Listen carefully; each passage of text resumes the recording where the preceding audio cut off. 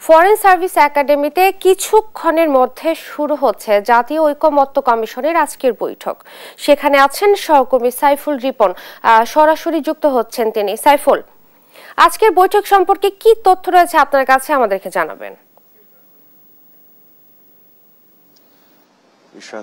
বেলা 11টার দিকে এই বৈঠকের আনুষ্ঠানিকভাবে শুরু হবেন এবং সূচনা বক্তব্য রাখবেন জাতীয় ঐকমত্য কমিশনের সহসভাপতি অধ্যাপক আলী রিয়াজ। ইতিমধ্যেই এই বৈঠককে কেন্দ্র করে বিভিন্ন রাজনৈতিক দলের প্রতিনিধি যারা রয়েছেন তারা কিন্তু আসতে শুরু করেছেন। পাশাপাশি যে বিভিন্ন সংস্কার কমিশনগুলো রয়েছে সেই কমিশনগুলোর প্রধানরা ইতিমধ্যে আসতে শুরু করেছেন এবং আজকের আলোচনার বিষয় রাষ্ট্রপতির ক্ষমা প্রদর্শন, বিচার বিভাগের বিকেন্দ্রীকরণ এবং জরুরি অবস্থা ঘোষণা, এই তিনটি বিষয় নিয়ে মূলত আজকে আলোচনা হবে এবং রাজনৈতিক দলগুলো জাতীয় ঐকমত্য কমিশনের যেই সুপারিশগুলো করা হয়েছে সেই সুপারিশগুলোর ভিত্তিতে দলীয় যেই প্রস্তাবনাগুলো সেই প্রস্তাবনাগুলো তুলে ধরবেন এবং এই বিষয়গুলো নিয়ে তারা একটি ঐকমত্যে যাওয়ার চেষ্টা করবেন। এবং গতকাল যেই বিষয়টি নিয়ে আলোচনা হয়েছে যে তত্ত্বাবধায়ক সরকার ব্যবস্থা এবং নির্বাচনী এলাকার নির্বাচনী সীমানা পুনর্নির্ধারণ, সেই বিষয়টি কিন্তু নীতিগতভাবে রাজনৈতিক দলগুলো ঐকমত্যের জায়গায় কাছাকাছি পৌঁছেছে বলে আমরা গতকাল জানতে পেরেছি এবং সেটা নিয়ে আজকে আলোচনা হয় কিনা তার জন্য আসলে অপেক্ষা করতে হবে।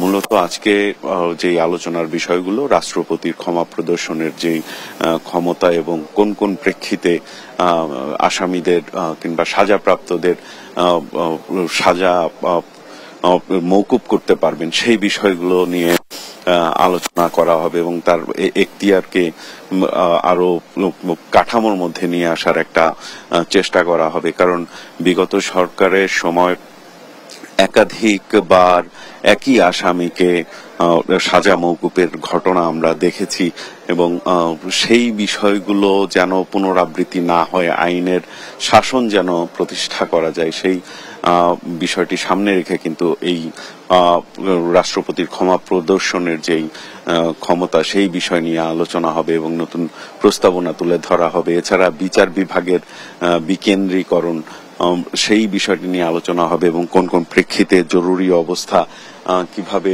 জারি করা হবে সেই বিষয়গুলো নিয়ে আজকে রাজনৈতিক দলগুলোর সাথে আলোচনা করে জাতীয় ঐকমত্য কমিশন একটি ঐক্যের পর্যায়ে যাওয়ার চেষ্টা করবে, এমনটি কিন্তু আমরা জানি।